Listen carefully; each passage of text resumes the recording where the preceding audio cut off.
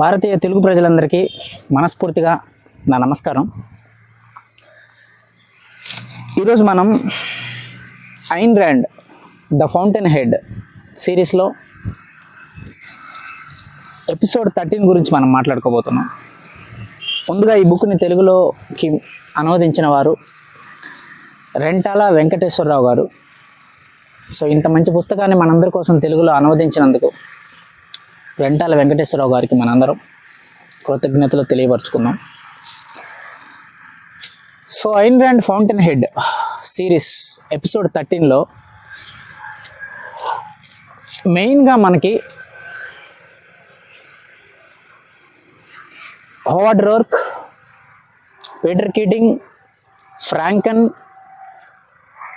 Catherine, అలాగే Francon యొక్క కూతురు. సో ఫ్రాంకన్ యొక్క కూతురు పేరు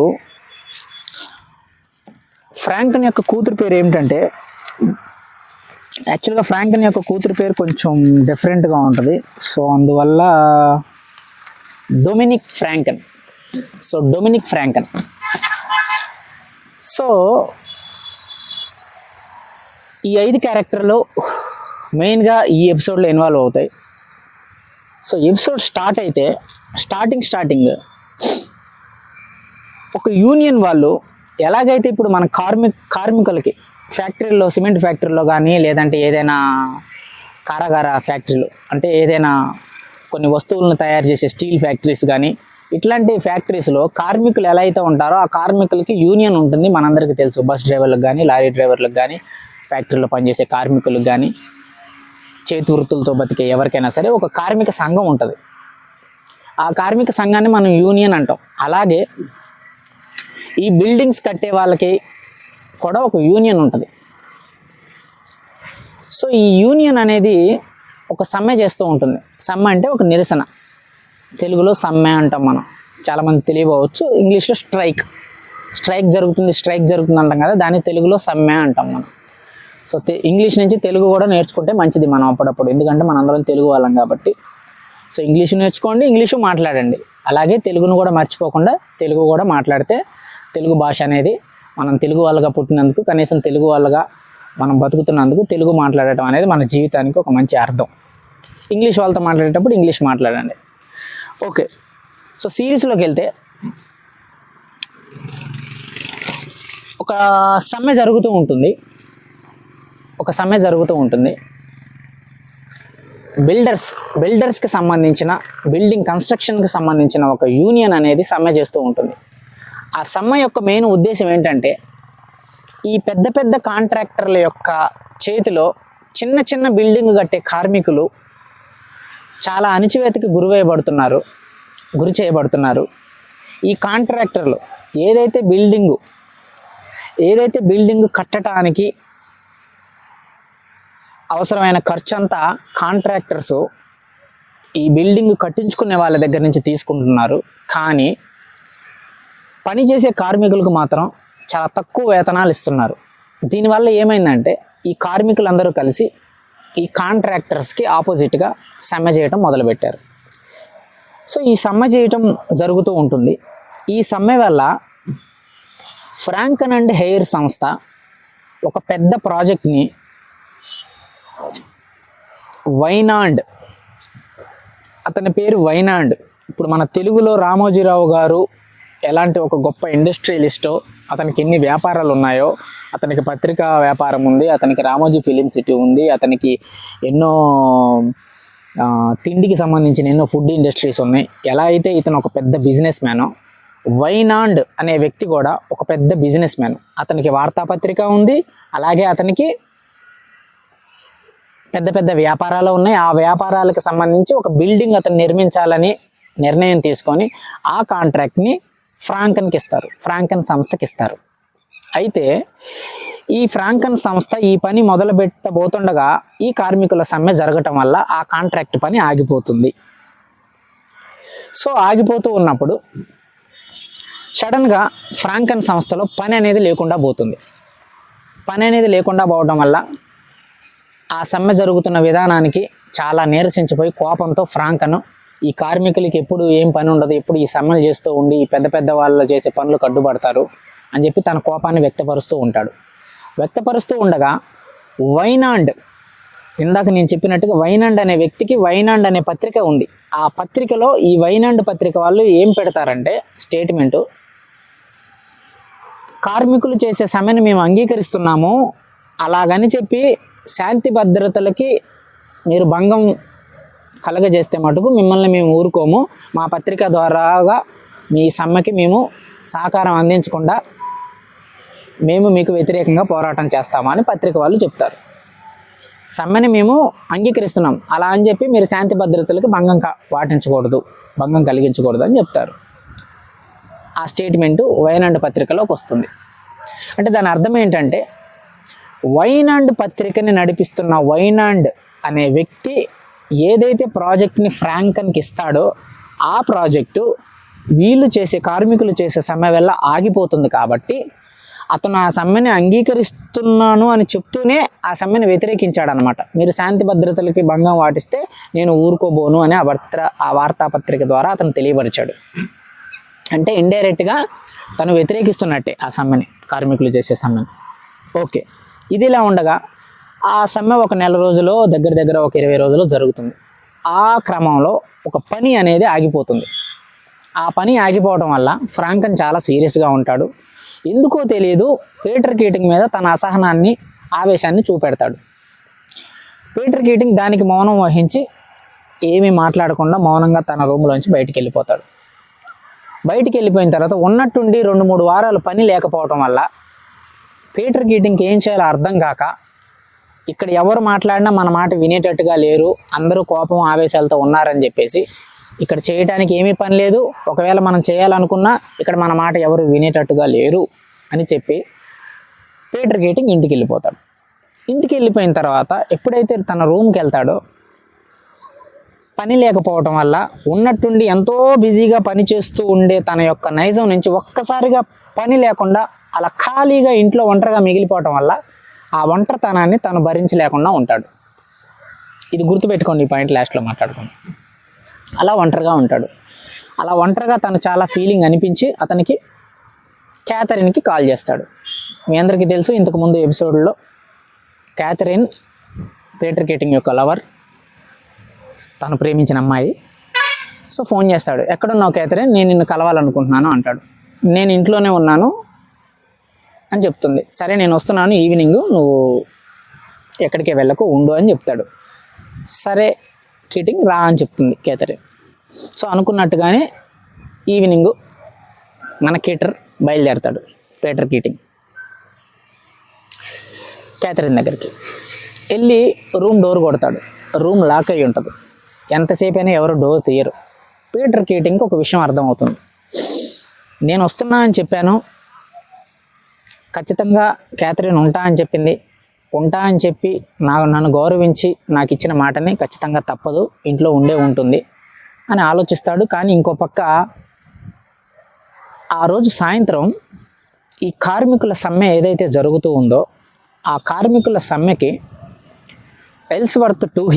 మన ఎల్స్వర్త్ టూహీని ఇన్వైట్ చేస్తారు. ఎందుకంటే ఎల్స్వర్త్ టూహీ అనే వ్యక్తి ఎలాంటి వాడంటే, సమాజం కోసం, సమాజ శ్రేయస్సు కోసం, సమాజంలో ఉండే మార్పు కోసం తన యొక్క వ్యాసాలని పత్రికల రూపంలో, పత్రికా సంస్థల రూపంలో జనాలకి తెలియపరుస్తూ ఉంటాడు. ఒక గొప్ప రచయితగా ఎల్స్వర్త్ టూహీకి ఒక పేరుంది. సో కార్మికులు మేము చేసే ఈ సమ్మెకి మీరు వచ్చి మాకు సహకారం అందించాలి అని ఎల్స్వర్త్ టూహీకి ఆహ్వానం వస్తుంది. సో ఈ విషయం అంతకు ముందు రోజే పేపర్లో చదివిన క్యాథరిన్ పీటర్ కీటింగ్ ఖచ్చితంగా క్యాథరిన్ ఈరోజు సాయంత్రం ఉన్న ఈ మీటింగ్కి తన అంకుల్ టూహీతో కలిసి ఖచ్చితంగా వెళ్ళుంటుంది అని తనకు ఒక ఆలోచన మళ్ళీ ఇమీడియట్గా అనిపించి ఆ రూమ్ నుంచి కిందకి దిగి గ్రౌండ్ ఫ్లోర్ నుంచి పైన తన క్యాథరిన్ యొక్క రూమ్లో ఒక కిటికీలోంచి చూస్తాడు. లైట్ అనేది వెలుగుందా ఆరిపోయిందా అని. సో ఆ గది చీకటిగా ఉంటుంది అనమాట, లైట్ లేదు. సో అక్కడితో నిర్ణయించుకుంటాడు ఏమని, క్యాథరిన్ ఖచ్చితంగా తన అంకుల్ టూహీతో కలిసి ఈరోజు సాయంత్రం జరగబోయే మీటింగ్కి వెళ్ళింది అని.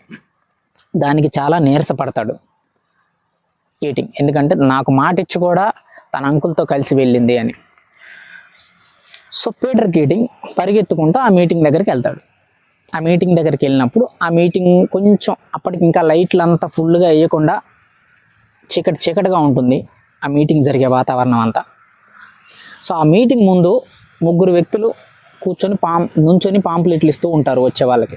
ఆ సమ్మెకి సంబంధించిన పాంప్లెట్లు, దాని హక్కులకు సంబంధించిన కొన్ని పాంప్లెట్లు ఇస్తూ ఉంటుంటే అందులో ముగ్గురు వ్యక్తులు ఉంటారు.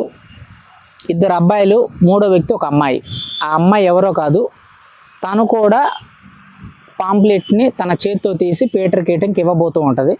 పీటర్ కీటింగ్కి ఈ విషయం అర్థమవుతుంది, ఆ చెయ్యి ఎవరిదో కాదు క్యాథరిన్ది అని. క్యాథరిన్ వైపు చూస్తాడు, కానీ క్యాథరిన్ ఆశ్చర్యపడుతుంది దానికి. కీటింగ్ నువ్వు కూడా వచ్చావా, నాకు చాలా సంతోషం నువ్వు వచ్చినందుకు ఈ మీటింగ్ అంటుంది. అప్పుడు పీటర్ కీటింగ్ అంటాడు, కరెక్ట్గా అదే సమయానికి వర్షం పడుతూ ఉంటుంది. చిన్న చిన్న జల్లు తుంపర్లు వర్షం పడతా ఉంటుంది అనమాట వర్షం. అప్పుడు పీటర్ కీటింగ్ అంటాడు, నీకేమైనా పిచ్చి పట్టిందా, ఈ వానలో ఇంత వాన పడుతుంటే ఇంత చీకటిలో ఇలాంటి సిచ్యువేషన్లో నువ్వు ఇక్కడ నుంచొని ఈ మీటింగ్ దగ్గర పాంప్లెట్లు పంచుతావు ఏంటి, నీకు అవసరమా ఇది, రా బయటికి రా అంటాడు.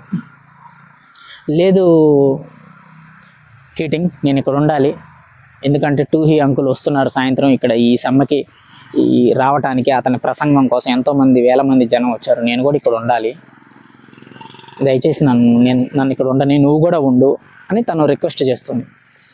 పీటర్ కీటింగ్ అయినా సరే నీకేమైనా బుద్ధి ఉందా, అసలు మనకేం అవసరం ఈ మీటింగ్లన్నీ, ఇవన్నీ నీకు అవసరమా, నేను నీకోసం వచ్చినప్పుడు నువ్వు నా కోసం ఉంటా అని చెప్పి ఇక్కడికి వచ్చావు, మళ్ళీ ఇక్కడికి వచ్చిన తర్వాత కూడా ఇది అవసరం లేదు రమ్మంటే మళ్ళీ నువ్వు నన్ను ఉండమంటున్నావే కానీ నువ్వు ఈ సభ నుంచి బయటికి రాను అని అంటున్నావు, నువ్వు రా బయటికి అని చేయి పట్టుకొని లాగుతాడు. చేయి పట్టుకొని లాగినప్పుడు క్యాథరిన్, నేను రాను కీటింగ్, దయచేసి నన్ను బలవంత పెట్టద్దు, నువ్వు కూడా ఇక్కడే ఉండు, ఈ మీటింగ్ అయిపోయిన తర్వాత మనం వెళ్దాం అని అంటుంది. సో ఈ లోపల సభ స్టార్ట్ అవుతుంది. సభ స్టార్ట్ అయ్యి ఒక వ్యక్తి వాయిస్ వినపడుతుంది. ఆ వ్యక్తి వాయిస్ ఎప్పుడైతే వినపడుతుందో మొత్తం ఆడిటోరియం, ఆ సభ జరిగే ప్రాంగణం మొత్తం శబ్దాలతో పెద్ద శబ్దాలతో, ఆ చుట్టూ ఉన్న మైకుల్లో, ఆ స్పీకర్లలో ఆ వాయిస్ ప్రతిధ్వనిస్తుంది. ఆ వాయిస్కి, ఆ స్టేజ్ మీద ఎక్కి మాట్లాడుతున్న వాయిస్కి జనాల నుంచి వచ్చే స్పందన ఎంత భయంకరంగా ఉంటుందంటే ఒక్కసారిగా స్టేజ్ అంతా వణికిపోయి కింద ఉన్న భూమి కూడా కంపించే అంతగా ఒక ప్రజల నుంచి స్పందన వస్తుంది. మన బాహుబలి సినిమాలో ఇంటర్వెల్ సీన్లో కనుక సినిమాలో ఇంటర్వెల్ సీన్లో కనుక హీరో బాహుబలి అని ప్రకటించగానే ఎలా అయితే ప్రజల నుంచి స్పందన వస్తుందో అలాంటి ఒక స్పందన వచ్చి ఒక్కసారిగా 5 నిమిషాలు పీటర్ కీటింగ్ యొక్క చెవులకి ఏం జరుగుతుందో అర్థం కానట్టుగా చెవులు మూసుకుపోతాయి. ఎందుకంటే అంత పెద్ద శబ్దానికి మెల్లగా ఆ శబ్దం మళ్ళీ ఆగిపోతుంది. ఆగిపోయినప్పుడు ఆ స్టేజ్ మీద ఎక్కి మాట్లాడుతున్న వ్యక్తి ఎవరో కాదు, ఎల్స్వర్త్ టూహీ రావటమే మిత్రులారా, నా సోదరులారా అని మీటింగ్ని ప్రారంభిస్తాడు. ఆ మాటకి ఆ జనాలు అంత గట్టిగా అరిచి హర్షధ్వానాలు తెలియజేసి మళ్ళీ 2 నిమిషాలకి సభ అంతా మౌనం అవుతుంది. అప్పుడు ఎల్స్వర్త్ టూహీ మాట్లాడటం ప్రారంభిస్తాడు. సో అనుకున్నట్టుగానే క్యాథరిన్ మాట కూడా పీటర్ కీటింగ్ విని గౌరవం కోసం వింటూ ఉంటాడు. ఎల్స్వర్త్ టూహీ ఏం మాట్లాడతాడంటే, సోదరులారా, కార్మికులారా, మీ అందరికీ నా సహకారం ఎప్పుడూ ఉంటుంది. ఈ మీటింగ్కి నేను వస్తానో రానో అని చాలామంది అనుకున్నారు అని అంటాడు. ఎందుకు అలా అనుకున్నాడు అంటే, ఈ సమ్మె జరగడానికి కొన్ని రోజుల క్రితమే ఎల్స్వర్త్ టూహీ వైనాండ్ పత్రికకి కొన్ని వ్యాసాలు రాశాడు. సో వైనాండ్ పత్రికకి కొన్ని వ్యాసాలు రాశాడు కాబట్టి, వైనాండ్ అనే వ్యక్తి ఈ సమ్మెని వ్యతిరేకిస్తున్నాడు కాబట్టి వైనాండ్ కింద పనిచేసే ఎల్స్వర్త్ టూహీ కూడా ఈ సమ్మెకి సహకరించడు, అతను రాడు అని ప్రజల మధ్య చర్చ జరిగింది. కానీ ఎల్స్వర్త్ టూహీ తన యొక్క క్యారెక్టర్కి కట్టుబడి ఉండి తను పనిచేస్తున్న సంస్థ ఈ సమ్మెని వ్యతిరేకించినా సరే ఆ సమ్మెకి వచ్చి తన యొక్క సహకారాన్ని తెలియపరుస్తాడు. అందుకని ఎల్స్వర్త్ టూహీ తన ప్రసంగంలో 2వ మాటకి ఇది అంటాడు, ఈ సభకు నేను రానని ఎంతోమంది అనుకున్నారు, కానీ నేను అలాంటి వాడిని కాదు, నా సహకారం ఎప్పుడూ పేద ప్రజలకి, శ్రామిక వర్గాలకి ఉంటుంది. ఇలాంటి ప్రజాస్వామిక దేశంలో ఇలాంటి అణచివేతకు గురవుతున్న ప్రజలకి నేను ఎప్పుడు నా సహకారం ఉంటుంది.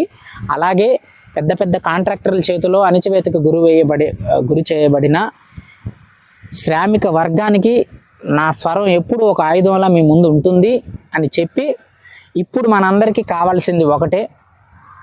మన దగ్గర డబ్బు లేదు, మన దగ్గర పెద్ద పెద్ద ఆస్తులు లేవు, కానీ మనల్ని కాపాడగలిగేది ఒకటే, అది కేవలం ఐకమత్యం మాత్రమే. మనందరం ఐక్యంగా ఉండాలి అని చెప్తాడు. అలా తన ప్రసంగాన్ని చెప్తూ ఉండగా ఇంకా మన పీటర్ గీటింగ్కి వినాలనిపించదు ఆ మీటింగ్. ఇంకా వినాలనిపించక చాలా ఇంట్రెస్ట్ లేకుండా, ఇప్పటికైనా వస్తావా, వెళ్ళిపోదాం మనం, నాకు వినాలని లేదు అని చెప్పేసి క్యాథరిన్తో అంటాడు.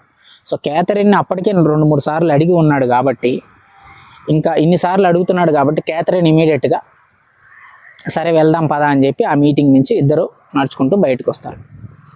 బయటకు వచ్చినప్పుడు ఇద్దరు ఒకరు చేయి ఒకరు పట్టుకొని నడుస్తూ ఉంటారు. నడుస్తూ ఉండగా సడన్గా క్యాథరిన్ అంటుంది, నాకు నీతో ఎప్పుడు ఉండాలనే ఉంటుంది కీటింగ్, కానీ ఈరోజు అనుకున్న పరిస్థితుల వల్ల కుదరలేదు, దానికి నన్ను క్షమించు అంటుంది. అలాగే నువ్వు వస్తావని నాకు తెలిసి నేను తాళం రూమ్లోని కబ్బోర్డు మీదే పెట్టాను అంటుంది. అప్పుడు పీటర్ కీటింగ్ అడుగుతాడు, రూమ్లో కబ్బోర్డు మీద తాళం పెట్టావా నువ్వు అని. అవును అని ఇమీడియట్గా క్యాథరిన్ తనకు తానే మళ్ళీ స్పందిస్తుంది. అవును, కానీ అది నువ్వు తీసుకోలేవు కదా, ఎందుకంటే తాళం లోపలే పెట్టొచ్చాను నేను. తాళం లోపలే ఉన్నప్పుడు నువ్వు ఎలా తీసుకోగలవు, రూమ్ తాళం ఇక్కడ ఉన్నప్పుడు? ఎందుకంటే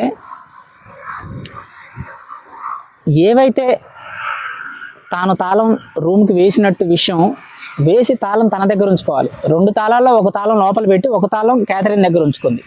కానీ ఇంకో తాళం రూమ్ లోపల ఉంది కదా, పీటర్ కీటింగ్ వచ్చినప్పుడు ఆ తాళంతో డోర్ తీసుకొని లోపలికి వెళ్ళిపోతాడు అని తాను అనుకుంది. కానీ తనకు తెలియని విషయం ఏంటంటే, ఒక తాళం రూమ్ లోపల పెట్టి తన దగ్గర ఉన్న ఇంకో తాళంతో డోర్ లాకేసి వచ్చినప్పుడు పీటర్ కీటింగ్ అసలు ముందు రూమ్ లోపలికి ఎలా వెళ్తాడు? రూమ్ లోపల ఉన్న తాళం తీసుకోవాలంటే ముందు రూమ్లోకి వెళ్ళాలి కదా. ఈ చిన్న విషయాన్ని కూడా క్యాథరిన్ మర్చిపోతుంది. ఎందుకంటే తన అంత అయోమయంలో ఎలాగైనా ఈ మీటింగ్కి అటెండ్ అవ్వాలి, ఎలిజబెత్ టు అంకుల్ మీటింగ్ అని చెప్పి తను ఆ యొక్క ఆందోళనలో ఉంటుంది. తన తప్పును తను గుర్తించుకొని, సారీ నేను నా అయోమయంలో నేను గుర్తించలేదు అది అని అంటుంది. సరే, ఆ మాటకి మౌనంగా ఉంటాడు మన పీటర్ కీటింగ్. అనగానే క్యాథరిన్ అంటుంది, నాకు నీతో ఎప్పుడు ఉండాలనే ఉంటుంది కీటింగ్, కానీ ఈరోజు కుదరలేదు అని అంటుంది. ఆ మాట తను ఎందుకు అన్నదో తన అంతరాత్మకు అర్థమవుతుంది. పీటర్ కీటింగ్ యొక్క మనస్సాక్షికి తెలుసు ఎందుకు ఈ మాట అంటుంది క్యాథరిన్ నాతో అని. సో ఈ డైలాగ్ గుర్తుపెట్టుకోండి, ఇది సెకండ్ పాయింట్, లాస్ట్లో మాట్లాడుకోండి. సో ఓకే, అక్కడితో ఆ పర్టికులర్ సన్నివేశం అయిపోతుంది. అయిపోయిన తర్వాత నెక్స్ట్ ఇదే ఎపిసోడ్లో కంటిన్యూషన్లో కట్ చేస్తే రోర్కు వేరే ఇంటర్వ్యూకి వెళ్తాడు. వేరే ఇంటర్వ్యూకి వెళ్ళినప్పుడు అక్కడ ఒక పర్టికులర్ కంపెనీ CEO ఇంటర్వ్యూ చేస్తూ, నువ్వు గీసిన డ్రాయింగ్స్ ఇవ్వు ఒకసారి చూస్తాను అంటాడు. సో ఆ ఇంటర్వ్యూ చేస్తున్న వ్యక్తి పేరు ఏంటంటే, ఇది కొత్త క్యారెక్టర్ యాక్చువల్గా, ఈరోజే ఎంటర్ అయింది ఇది ఎపిసోడ్లో ఈ క్యారెక్టరు. అతని పేరు ఏంటంటే, ఒక్క నిమిషం, అతని పేరు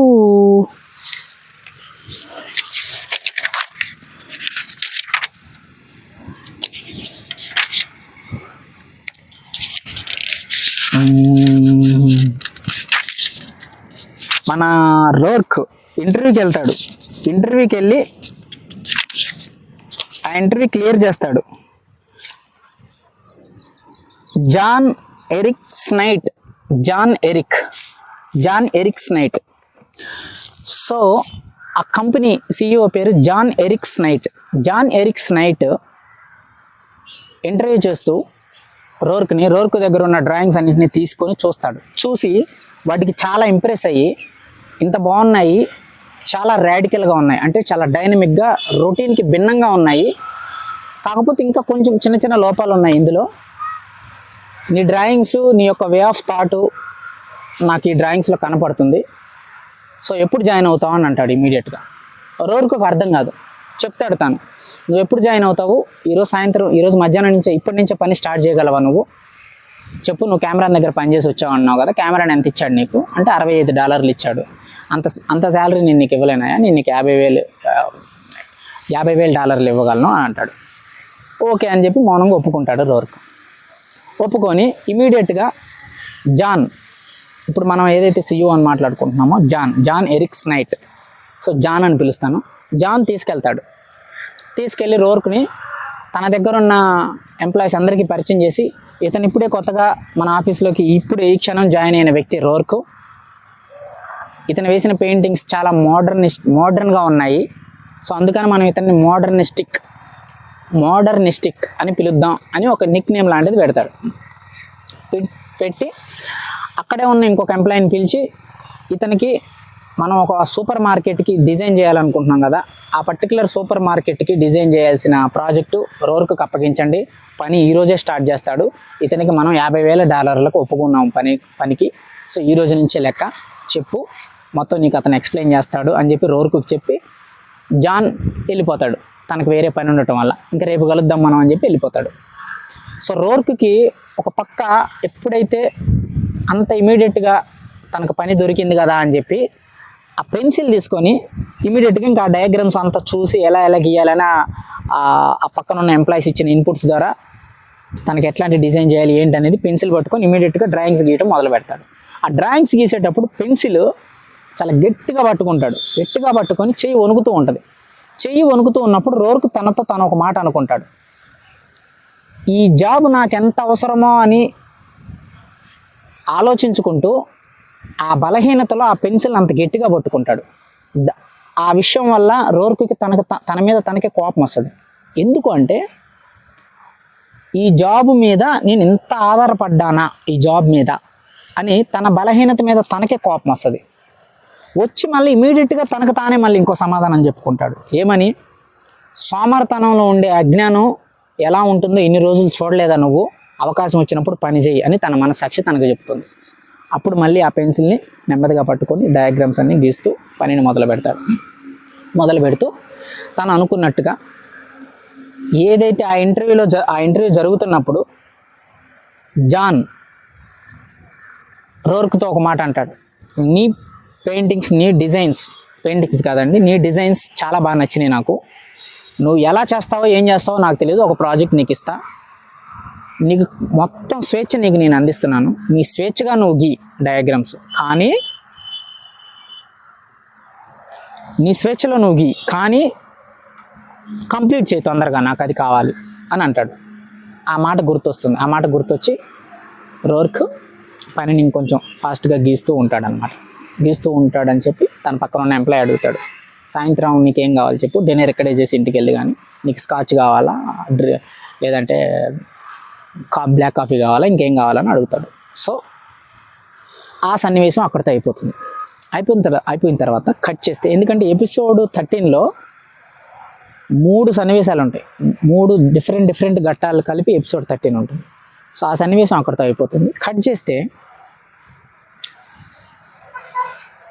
ఫ్రాంక్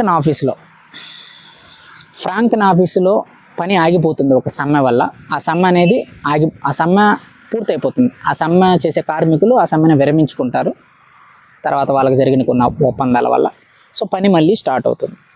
పని మళ్ళీ స్టార్ట్ అయిన తర్వాత ఫ్రాంక్లిన్ ఆఫీస్లో ఉన్న ఎంప్లాయీస్ అందరూ మళ్ళీ పని చేసుకుంటూ మొదలు పెడుతూ ఉండగా ఒక అమ్మాయి డెస్క్ దగ్గర, సో దానికంటే ముందు ఒక వార్తాపత్రికలో ఒక న్యూస్ చూసుకొని ఆ ఎంప్లాయీస్ అందరూ నవ్వుతూ ఉంటారు. దాన్ని మన పీటర్ కీటింగ్ గమనిస్తాడు ఆ రోజు ఆఫీసులో. సరే వాళ్ళు ఎందుకు నవ్వుతున్నారో అని చెప్పి మౌనంగా తన పని చేసుకుంటూ తన రూమ్ దగ్గరికి వెళ్ళబోతూ ఉండగా మధ్యలో రిసెప్షన్ వైపు చూస్తాడు. రిసెప్షన్ ఉంటుంది కదా ఆఫీస్కి, ఆ రిసెప్షన్ దగ్గర చూస్తుంటే ఒక అమ్మాయి నిలబడి ఉంటుంది. ఆ అమ్మాయిని చూసి మన పీటర్ కీటింగ్ చాలా ఆకర్షణకు లోనయ్యి ఎవరి అమ్మాయి ఇంత అందంగా ఉంది ఆఫీసులో అని చెప్పి అలా చూస్తూ ఉండగానే రిసెప్షనిస్ట్కి ఫోన్ వస్తుంది. ఫోన్ రాగానే మీరు లోపలికి వెళ్ళండి మేడం అని ఆ రిసెప్షనిస్ట్ ఆ అమ్మాయిని లోపలికి పంపించగానే ఈ రిసెప్షనిస్ట్ దగ్గరికి మన యొక్క పీటర్ కీటింగ్ వచ్చి ఎవరు ఆ అమ్మాయి అని అడుగుతాడు. ఆ అమ్మాయి ఎవరో కాదు, మన బాస్ యొక్క లిటిల్ గర్ల్ అని అంటుంది ఇంగ్లీష్లో. ఓ, తన భార్య ఈ విషయం నాకు ఎప్పుడు చెప్పలేదే అని అంటాడు పీటర్ కీటింగ్. అప్పుడు ఆ రిసెప్షనిస్ట్ అంటుంది, లేదు లేదు మీరు తప్పు, మీరు పొరపడ్డారు, లిటిల్ గర్ల్ అంటే ఆమె భార్య కాదు, ఆమె మన యొక్క ఫ్రాంకన్ గారి కూతురు అంటుంది. ఫ్రాంకన్ గారి కూతురు. సో ఫ్రాంకన్ గారి కూతురు అని ఎప్పుడైతే తెలిసిందో ఈ పీటర్ కీటింగ్ చాలా ఆనందం పొందుతాడు. నేను ఫ్రాంకన్ గారి అమ్మాయి అంటే ఎలానో ఉంటుంది అనుకున్నా, ఇంత అందంగా ఉంటుందని నేను అనుకోలేదు అని చెప్పేసి రిసెప్షన్ దగ్గర ఫస్ట్ ఆ ఫ్రాంకన్ కూతురిని చూసినప్పుడు పీటర్ కీటింగ్ తన లోపల ఉండే ఆలోచనలు, తన లోపల ఉండే ఆకర్షణకి సంబంధించిన ఆలోచనల్ని తన ఊహల చుట్టూ తిప్పుకుంటూ ఉంటాడనమాట. ఏవేవో ఊహించుకుంటాడు. ఆ అమ్మాయిని ప్రేమించినట్టుగా, ఆ అమ్మాయితో ప్రేమలో పడ్డట్టుగా, ఇవన్నీ మనోడు ఊహించుకుంటూ ఉంటాడు ఆ అమ్మాయి గురించి. అలా ఆ అమ్మాయి రిసెప్షనిస్ట్ దగ్గర నుంచి వెళ్ళిపోతూ ఉండగా ఫ్రాంకన్ కూతురు పీటర్ కీటింగ్ వైపు చూస్తుంది. కానీ ఆ చూపులో ఒక నిర్లక్ష్యం ఉంటుంది. ఆ నిర్లక్ష్యం పీటర్ కీటింగ్కి అర్థమైపోయి చాలా నిరాశకు లోనవుతాడు. ఆ అమ్మాయి పేరు ఏంటంటే, మన ఫ్రాంకన్ యొక్క కూతురు పేరు ఏంటంటే, యాక్చువల్ కొత్త క్యారెక్టర్ ఇది. So Dominique Francon. So Dominique Francon అంటే వాళ్ళ నాన్న పేరు డొమినిక్ ఫ్రాంకన్ అని పెట్టుకున్నది ఆమె పేరు. మన సైడ్ తమిళనాడు, చెన్నైలో ఎట్లయితే మనం తండ్రి పేరు కూతురుకి చివర పెట్టుకుంటామో,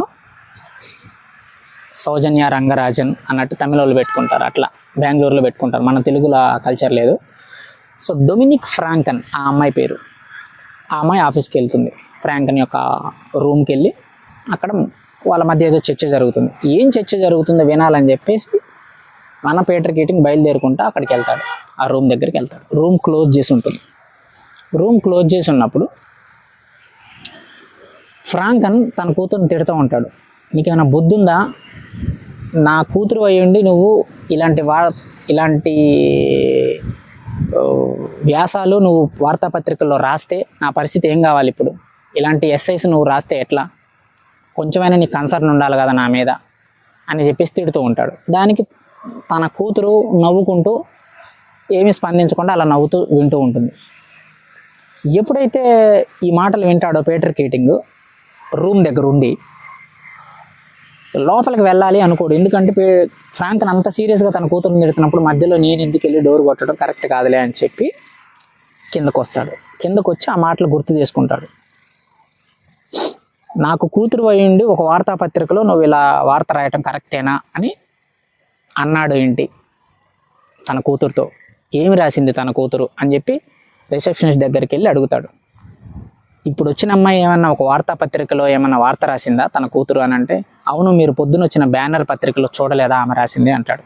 ఇమీడియట్గా తను డెస్క్ దగ్గరికి వెళ్ళి పీటర్ కీటింగ్ ఆ న్యూస్ పేపర్ని తెప్పిస్తాడు. ఆ బ్యానర్ అనే న్యూస్ పేపర్ని తెప్పించి చదువుతాడు. అందులో ఒక పేజీలో ఈ డొమినిక్ ఫ్రాంకన్ అనే అమ్మాయి మన ఇల్లు అనే పేరుతో ఒక వ్యాసాన్ని రాస్తుంది. ఆ వ్యాసం దేని గురించి రాసిందంటే, ఈ ఫ్రాంకను పీటర్ కీటింగ్ ఇద్దరూ కలిసి ఒక నగరంలో ఉన్న గొప్ప డబ్బున్న ఒక వ్యక్తికి ఒక బిల్డింగ్ కట్టిస్తారు, ఒక ప్రాజెక్టు. ఆ ఇంటి గురించి ఈమె వ్యాసం రాసింది, మన ఇల్లు అని. అంటే ఎవరికి నచ్చిన వ్యాసాలు వాళ్ళు రాయొచ్చు. ఎందుకంటే ఆమె ఆర్కిటెక్చర్కి సంబంధించిన ఒక కాన్సెప్ట్ని తీసుకొని ఫ్రాంకన్ వాళ్ళ కూతురు తన అభిప్రాయాన్ని తాను చెప్పింది ఒక వార్తాపత్రిక ద్వారా. అంటే అది ఆమె యొక్క, ఇప్పుడు నేను ఎలా అయితే బుక్స్ గురించి రివ్యూ చేస్తున్నానో తను కూడా కొన్ని ఇల్లు కట్టడాల గురించి ఆమె యొక్క అభిప్రాయాన్ని విమర్శనాత్మక రూపంలోనో లేకపోతే అభినందన రూపంలోనో రాస్తూ ఉంటుంది తన అభిప్రాయాన్ని. అందులో తను ఎలా చెప్తుందంటే, ఈ ఇల్లు ఫ్రాంకన్ అండ్ హెయిర్ సంస్థ ద్వారా నిర్మించబడింది. ఈ ఇల్లు ఎంత అద్భుతంగా ఉందో చూడండి. సైడ్ గోడలు ఎవరో వాడని ఒక కలర్ వాడారు. ఈ కలరు వానబడినప్పుడు ఎంత దరిద్రంగా ఉంటుందో ఒకసారి ఆలోచించండి. వంటగదిలోంచి చూస్తే ఒక కిటికీ ఉంది. ఆ కిటికీలోంచి బయటికి చూస్తే ఒక బుద్ధుని విగ్రహం కనపడుతుంది. కానీ ఆ విగ్రహం కింద కాళ్ళకి సొట్టలు ఉన్నాయి. ఆ సొట్టలను చూసి మీరు ఆవేశపడకుండా, ఆ సొట్టలను చూసి మీరు ఇదేంటి ఇంత అందహీనంగా ఉంది అని మీరు కోపపడకుండా ఉంటే ఇది మీకు నచ్చుతుంది. ఇంటి చుట్టూరు పారిగోడ ఉంది, కానీ స్పేస్ తక్కువ ఉంది. ఇది చాలా అద్భుతమైన నిర్మాణం అని దాన్ని పొగుడుతూనే అందులో ఉన్న విమర్శల మొత్తాన్ని, అందులో ఉన్న నిర్మాణ లోపం మొత్తాన్ని ఎత్తి చూపుతుంది. ఎవరు? ఈ డొమినిక్ ఫ్రాంకన్ అనే అమ్మాయి. సో ఆ బిల్డింగ్ కట్టింది వాళ్ళ నాన్న కీటింగ్, పీటర్ కీటింగ్.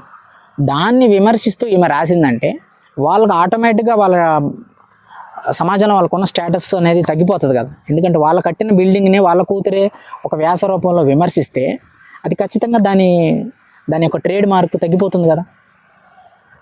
సో ఇలాంటి కలర్స్, ఇలాంటి డిజైన్, వంటగదిలో నుంచి చూస్తే ఆకాశం సరిగ్గా కనిపించట్లేదు, గ్రౌండ్ ఫ్లోర్లో నుంచి చూస్తేనేమో డిజైన్ సరిగ్గా లేదు, విగ్రహం పెట్టారు కానీ ఆ విగ్రహం నమూనా సరిగ్గా లేదు, దాని ఆకారం సరిగ్గా లేదు,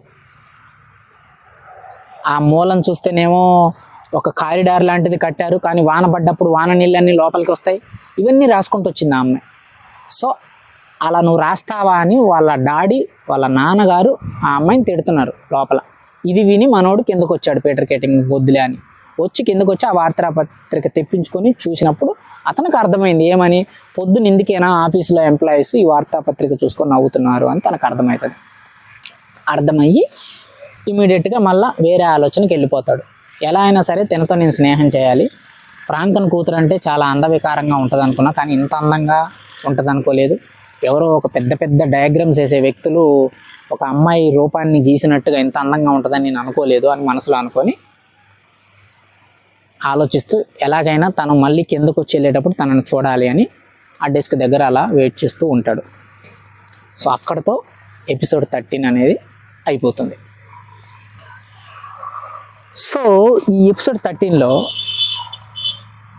మీరు ఎప్పుడు కూడా ఒక ఫిలాసఫీకి నవలకి డిఫరెన్స్ ఎక్కడ ఉంటుంది అంటే, ఫిలాసఫీ అనేది ఇప్పుడు పైన ఆకాశం ఉంది, నా వెనకాల చెరువు ఉంది, ఆకాశంలో చందమామ సూర్యుడు ఉన్నాడు అనేది అంత క్లియర్గా చెప్తాడు ఫిలాసఫీ అనేది. కానీ నవల అనేది అలా ఉండదు. నవల అనేది ఒక కథనం, ఒక కథ ప్రకారం వెళ్తూ ఉంటుంది. అందులో అండర్ కరెంట్గా ఇన్బిల్ట్గా మెసేజ్ ఉంటుంది. దాన్ని నువ్వు అర్థం చేసుకోవాలంటే నవలలో ఉన్న ప్రతి క్యారెక్టర్ చెప్పే చిన్న డైలాగ్ని కూడా చాలా పద్ధతిగా లైన్ బై లైన్ చదువుకుంటూ రావాలి. అప్పుడు నీకు దాని యొక్క ఒక 20 పేజీలు ఉంటాయి నవలలో. ఒక చిన్న కాన్సెప్ట్లో 20 పేజీలు ఉంటాయి. ఆ 20 పేజీల్లో 2 డైలాగులు ఉంటాయి. ఆ 2 డైలాగులు 60 పేజీల సారాంశం మొత్తాన్ని ముందుకు తీసుకెళ్తాయి. అక్కడ ఈ నవల రాసిన రచయిత యొక్క ఉద్దేశం మనకు తెలుస్తుంది. సో ఐన్ ర్యాండ్ గారి ఫిలాసఫీ, ఐన్ ర్యాండ్ గారి ఉద్దేశం ఏంటి, ఈ ఎపిసోడ్ 13లో మాట్లాడుకుందాం. So moral of the story 1.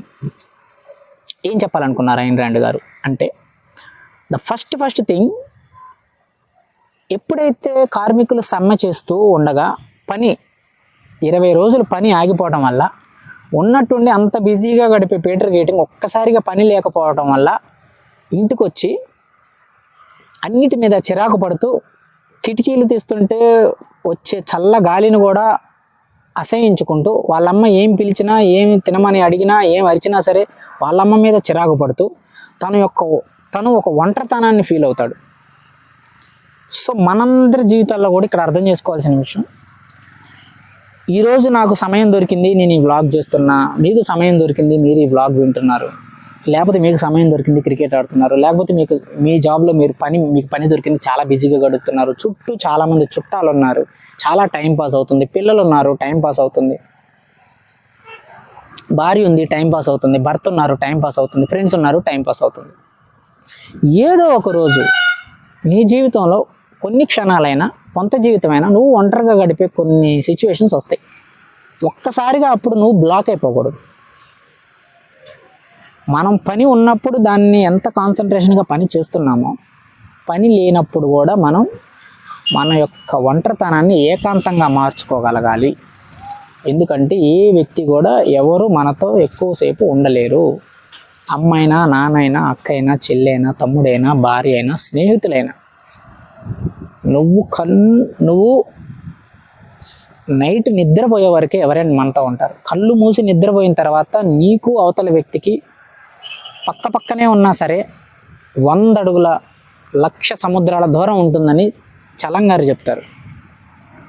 పక్కనే ఉండి కన్ను మూసి నిద్రపోతున్నా అడుగు దూరం కూడా లేని మన ఇద్దరి మధ్య కన్ను మూసిన తర్వాత నీ ప్రపంచం వేరు, నా ప్రపంచం వేరు, 100 సముద్రాల దూరం మన ఇద్దరి మధ్య ఉంది అంటాడు. అంటే కళ్ళు మూసి మనం నిద్రపోయిన తర్వాత పక్కన ఎవరున్నా సరే మన నిద్ర మనదే, మన ఏకాంతం మనదే. సో ఇక్కడ అర్థం చేసుకోవాల్సింది ఏంటంటే, పని ఉన్నప్పుడు పని చేయాలి, పని లేనప్పుడు కూడా మనలో ఉన్న ఒంటరిగా మనం మిగిలిపోయినప్పుడు దాన్ని ఏకాంతంగా మార్చుకొని మౌనంగా ఉండటం అర్థం చేసుకోవాలి, మౌనంగా ఉండటం తెలుసుకోవాలి.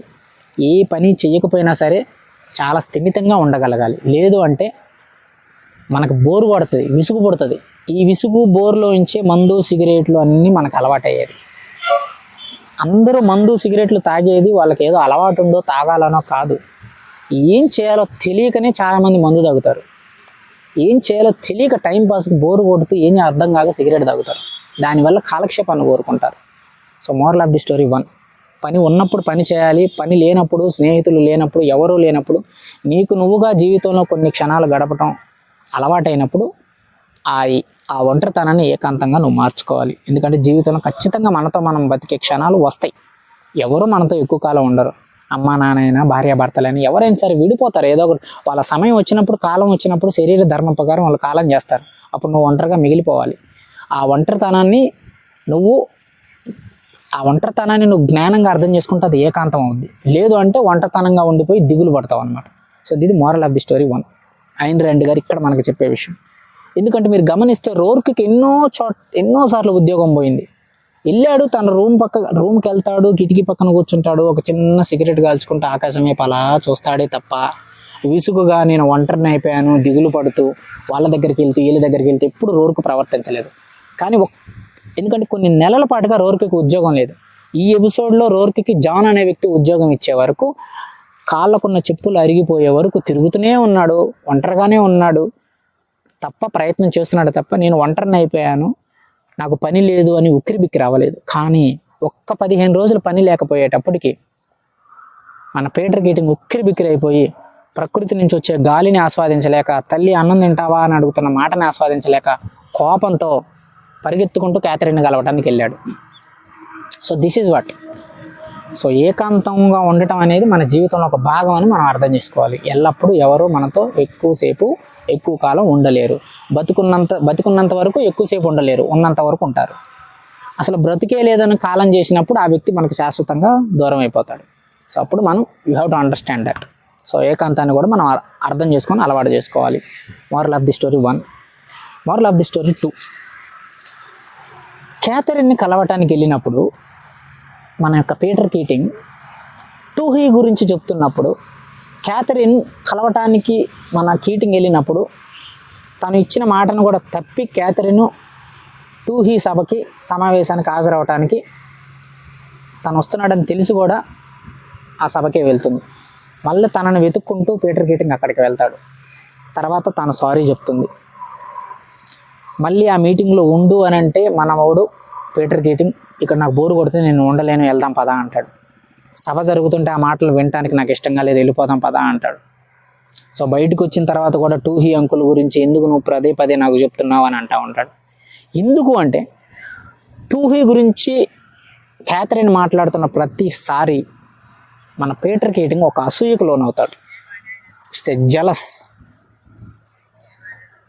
తాను క్యాథరిన్ అంకులు అని అంటూనే ఉంటుంది. అంకులు అంటే ఒక తండ్రి స్థానంలో తనను భావిస్తుంది. అయినా సరే ఒక తండ్రి స్థానంలో భావించి అతను చాలా గొప్పవాడు కీటింగ్ అని చెప్తూ పీటర్ కీటింగ్ కావాల్సిన ప్రేమను క్యాథరిన్ ఇస్తున్నా కూడా మనోడు చాలా అసూయకి గురవుతాడు. కొంతమంది మనుషులు ఇలా ఉంటారు. This is called possessiveness.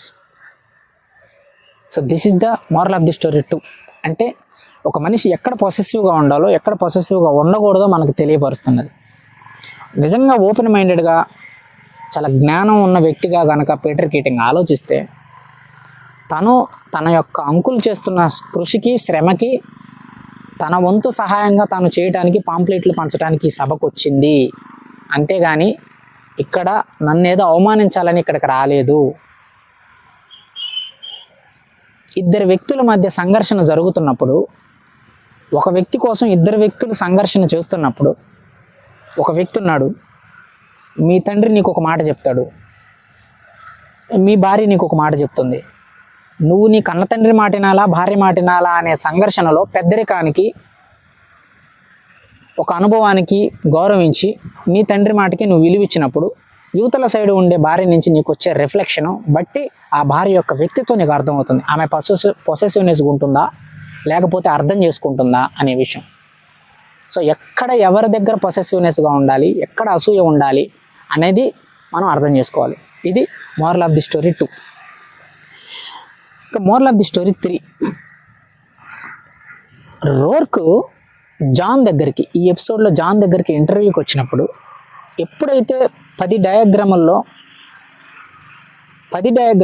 30 సెకండ్లలో చూసి అందులో 3 డయాగ్రాములు సెలెక్ట్ చేసి well done, you are radical. Radical అంటే డైనమిక్ కానీ, అంటే మోస పద్ధతి కాకుండా రాడికల్ అంటే what you can say, radical అంటే he is your diagrams are radical అన్నాడు. అంటే చాలా కొత్తగా ఉన్నాయి, చాలా ఉద్రేకంగా ఉన్నాయి, బట్ ప్రాక్టికల్గా లేవు, కానీ ఒక కొత్తదనం, ఎవరు చేయని ఒక గొప్ప ప్రయోగాన్ని నువ్వు చేసావు అని అంటాడు. సో అందుకోసం నేను నీకు కంప్లీట్కి స్వేచ్ఛ ఇస్తున్నాను, నేను నీకు పూర్తిగా స్వేచ్ఛ ఇస్తున్నాను. ఈ ప్రాజెక్ట్ మీద ఎలా చేయి అలా చేయని నేను నీకు చెప్పను, నేను మొత్తం నీకు స్వేచ్ఛ ఇస్తున్నాను ఈ ప్రాజెక్ట్ని, కాకపోతే నువ్వు తొందరగా పని కంప్లీట్ చేయంటాడు. ఏదైతే ఇంతకుముందు ఒక ఇంటర్వ్యూకి వెళ్ళినప్పుడు రోర్క్కి చాలా అవమానాలు జరుగుతాయి. అంతకుముందు కూడా ఫ్రాంకన్ సంస్థలో పనిచేస్తున్నప్పుడు ఈ డయాగ్రామ్ నాకు కావాలి, నీకు నేను ఆఫర్ ఇస్తున్నాను, దీన్ని నువ్వు నాకు తొందరగా కంప్లీట్ చేయి, కానీ ఒక్క షరతు, నేను చెప్పినట్టే నువ్వు గీ డయాగ్రామ్స్, నేను చెప్పిన రూల్స్కి కట్టుబడే నువ్వు ఈ డయాగ్రామ్స్ గీ అన్నప్పుడు రోర్క్ దాన్ని తిరస్కరించడం వల్ల ఫ్రాంకన్ యొక్క అహంకారం దెబ్బతిని రోర్క్ని ఆఫీస్ నుంచి బయటకు పంపించేస్తాడు. కానీ ఇక్కడ స్వేచ్ఛ లేదు, నేను చెప్పినట్టు ఉన్న రూల్స్కి కట్టుబడి నువ్వు డయాగ్రామ్స్ గీ అన్నాడు. కానీ జాన్ ఫస్ట్ ఇంటర్వ్యూలోనే నీకు నేను పూర్తిగా స్వేచ్ఛ ఇస్తున్నాను, మొత్తం రూమ్ తాళాలు మొత్తం నీకు అప్పగిస్తున్నాను, ఎంప్లాయీస్ నీకు ఏం చేయాలో చెప్తారు, కంప్లీట్ స్వేచ్ఛ, తొందరగా నువ్వు కంప్లీట్ చేయంటాడు. ఇక్కడ స్వేచ్ఛ ఇచ్చారు, ఇక్కడ స్వేచ్ఛ ఇవ్వలేదు. ఎక్కడైతే ఒక ఆర్టిస్ట్కి స్వేచ్ఛ ఉంటుందో అక్కడ ఆ ఆర్టిస్ట్ పని చేయడానికి ఇష్టపడతాడు. అందుకే రోర్క్ ఆ యొక్క జాబ్ ఇచ్చిన అవకాశాన్ని తీసుకొని అక్కడ పని చేయడం మొదలు పెడతాడు. ఇది moral of the story 3. Moral of the story 4. ఈ Peter Keating already Catherine love చేస్తున్నాడు, క్యాథరిన్తో ఉంటున్నాడు, మధ్యలో కలుస్తున్నాడు. కానీ ఈ ఎపిసోడ్ మధ్యలో క్యాథరిన్ని కలుస్తాడు. కానీ ఎపిసోడ్ చివరిలో ఫ్రాంకన్ యొక్క కూతురు రిసెప్షనిస్ట్ దగ్గరికి వచ్చి రిసెప్షన్ దగ్గర ఉండి రిసెప్షనిస్ట్తో మాట్లాడుతూ మా తండ్రిని కలవాలి, తొందరగా మీరు అపాయింట్మెంట్ ఇవ్వండి అని అంటే తన తండ్రి రిసెప్షనిస్ట్కి ఫోన్ చేసి తనని లోపలికి పంపించమంటే, ఎందుకంటే అది ఆఫీస్ కాబట్టి ఎవరికైనా అపాయింట్మెంట్ ఉండాలి, ఈవెన్ కూతురైనా సరే లోపలికి పంపించంటే వెళ్తాడు. తనను చూసినప్పుడు ఫస్ట్ ఫ్రాంకన్ కూతురు అని తెలియదు, తర్వాత రిసెప్షనిస్ట్ని అడిగి ఫ్రాంకన్ కూతురు అని తెలుసుకుంటాడు. తెలుసుకోగానే తన ఆలోచనలు మారిపోతాయి.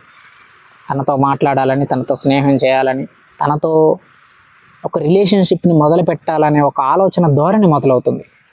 ఆల్రెడీ క్యాథరిన్ని లవ్ చేస్తూ ఉన్నప్పుడు మళ్ళీ డొమినిక్ ఫ్రాంకన్ని చూసినప్పుడు ఎందుకు మనోడికి కొత్త ఆలోచనలు ఎందుకు మొదలయ్యాయి అంటే, ఆల్రెడీ క్యాథరిన్తో ఉంటున్నప్పుడు క్యాథరిన్కి లాయాలిటీగా ఉండాలనే విషయం పీటర్ కీటింగ్కి తెలీదా? అంటే ఇక్కడ ఏమర్థమవుతుంది, పీటర్ కీటింగ్ అనేవాడు ఈజ్ నాట్ ఏ కన్సిస్టబుల్ పర్సన్. అతనికి కన్సిస్టెన్సీ లేదు.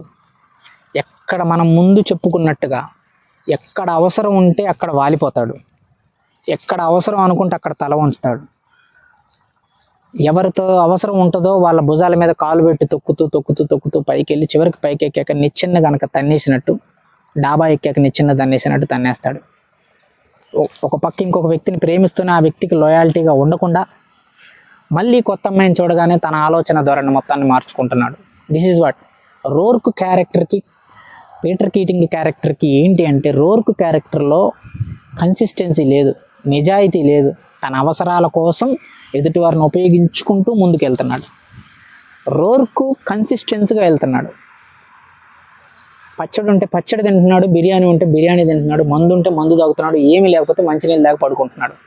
మన భాషలో చెప్పాలంటే అంటే ఒక కన్సిస్టెన్సీ ఉన్న మనిషికి కన్సిస్టెన్సీ లేని మనిషికి తేడా ఏమిటంటే, కన్సిస్టెన్సీ ఉన్న మనిషి అలాగే తన దారిలో వెళ్తున్నప్పుడు ఒక గొప్ప వ్యక్తి ఎదురైనప్పుడు ఖచ్చితంగా అతనిలో ఉన్న కన్సిస్టెన్సీని అతను గుర్తుపెడతాడు, గుర్తుపడి తనకు అవకాశాన్ని ఇస్తాడు. కాకపోతే 1 రోజు 2 రోజులు 3 రోజులు లేట్ అవ్వచ్చు. కానీ కన్సిస్టెన్సీ లేని ఈ పీటర్ కీటింగ్ ఈరోజు తాత్కాలికంగా ఎంత గొప్ప విజయాలు సాధించినా తనలో కన్సిస్టెన్సీ లేదు అనే విషయము ఏదో ఒక రోజు తన చుట్టూ ఉన్న ప్రజలకు తెలుస్తుంది. అలాగే ఎదుటి వాళ్ళని తన అవసరాలకు ఉపయోగించుకుంటూ పైకి వెళ్ళిన వ్యక్తి, తనకంటూ సొంత పునాది లేని వ్యక్తి ఏ రోజైనా కింద పడతాడు. ఒక బైక్ మెకానిక్ చిన్న వయసులో నుంచి 10వ తరగతి చదువుకొని 10వ తరగతి నుంచి చదువు మానేసి వాడు చిన్నప్పటి నుంచి ఊర్లో బైక్ మెకానిక్స్ చేయటం మొదలుపెట్టినప్పుడు వాడికి ఒక 20-30 రకాల బైక్ని ఎలా మెకానిక్ చేయాలి, మెకానిక్ వర్క్ ఎలా ఉంటుంది, ఒక 20-30 బైకులకి వాడికి వర్క్ తెలుస్తుంది 30 సంవత్సరాలు వచ్చేటప్పటికి. వాడప్పుడు స్వతహాగా వాడు పునాదిని వాడు ఏర్పరచుకున్నాడు కాబట్టి వాడు 50 ఏళ్ళ వరకు వాడు ఆ బైక్ మెకానిక్ పని చేస్తూ వాడు బతుకుతాడు. కానీ ఎవడైతే ఎప్పుడు పక్కవాడి పేపర్లో చూసి రాస్తూ, 10th పక్కవాడి పేపర్లో చూసి రాసి, ఇంటర్లో పక్కవాడి పేపర్లో చూసి రాసి, డిగ్రీలో పక్కవాడి పేపర్లో చూసి రాసి, ఆఫీసులో పక్కవాడి హెల్ప్ 24 గంటలు చూసుకొని వాడికి మాయమాటలు చెప్పి, వాడికి అది చెప్పి, వాడికి ఇది చెప్పి, వాడికి కొంచెం డబ్బు ఇచ్చి ప్రాక్సీని పెట్టుకొని పనులు చేపించుకుంటా. సహకారం అనేది ఎలా ఉండాలంటే వేడి నీళ్ళకి చల్లనీళ్ళలాగా ఉండాలి. అంటే నువ్వు పరిగెత్తుతూ ఉండి ఎప్పుడన్నా అలసిపోయినప్పుడు ఎదుటివాడు నీ భుజాన్ని జస్ట్ ముందుకు నెడతాడు, అది చేయూత. నేను అనేది సహకారము సహాయం లేకుండా మనిషి బతకాలని కాదు. నిరంతరం ఎదుటి వాళ్ళని అవసరాలకు ఉపయోగించుకుంటూ నీకు నువ్వుగా పైకి ఎదిగితే ఎప్పుడు నిరంతరం అవసరాలకు ఉపయోగించుకోవడానికి వ్యక్తులు అందుబాటులో ఉండరు. ఆ రోజు నువ్వు కింద పడిపోతావు ఖచ్చితంగా. అది మనకి పీటర్ కీటింగ్ యొక్క క్యారెక్టర్లో మనకు కనపడుతుంది. అలాగే లాయాలిటీ లేదు. ఒక వ్యక్తిని ప్రేమిస్తూనే ఇంకో వ్యక్తి కనపడగానే మళ్ళీ ఆలోచన ధోరణి మారుతుందంటే there is no dedication towards Catherine. ఇది moral of the story. Loyalty అనేది ఇంపార్టెంట్ మనకి. సో ఐన్ ర్యాండ్ గారు ఈ 4 విషయాల్ని చెప్పాలనుకున్నారు. మొదటి విషయం రోర్క్ యొక్క కన్సిస్టెన్సీ, రెండోది పీటర్ కీటింగ్ విషయంలో ఉన్న లాయాలిటీ, 3 స్వేచ్ఛ. ఒక ఆర్టిస్ట్కి స్వేచ్ఛ ఇచ్చినప్పుడే అతను పని చేయడానికి ఎక్కువ ఇష్టపడతాడు. 4 ఒంటరిగా జీవితంలో ఏకాంతంగా ఉండటం కూడా అలవాటు చేసుకోవాలి. ఎందుకంటే నీకు వయసు 50-60 ఏళ్ళు దాటిన తర్వాత నీ ఆప్తులు, నీ ఆత్మీయులు ఉండొచ్చు, ఉండకపోవచ్చు నీతో. అప్పుడు నువ్వు ఎలా బతకాలి అనే దాన్ని ఈ ఏకాంతం అనేది ఎప్పుడైనా మనతోనే ఉంటుంది అనే విషయాన్ని నువ్వు అర్థం చేసుకొని ముందుగానే ఏకాంతంగా ఉండటం రోజులో కొంచెం అలవాటు చేసుకుంటే ఆ సమయం వచ్చినప్పుడు నువ్వు అంత దిగులు పడకుండా జీవితాన్ని సాధారణంగా తీసుకునే స్థాయిలో ఉండగలుగుతావు. So these are the 4 rules and 4 moral points we should learn from Ayn Rand Fountainhead. So అక్కడితో ఎపిసోడ్ 13 అనేది పూర్తయిపోతుంది. మళ్ళీ మనం ఎపిసోడ్ 14లో కలుద్దాం. ఆ ఎపిసోడ్ 14లో ఐన్ ర్యాండ్ గారు ఏం చెప్పాలనుకుంటున్నారో చెప్పడానికి ప్రయత్నిస్తా. మనందరం నేర్చుకోవడానికి ప్రయత్నిద్దాం. సో అప్పటి వరకు సెలవు. మళ్ళీ మంచి ఎపిసోడ్తో మనం కలుద్దాం. నేను రాకింగ్ రవి, తెలుగువాణ్ణి. జై హింద్, జై భారత్.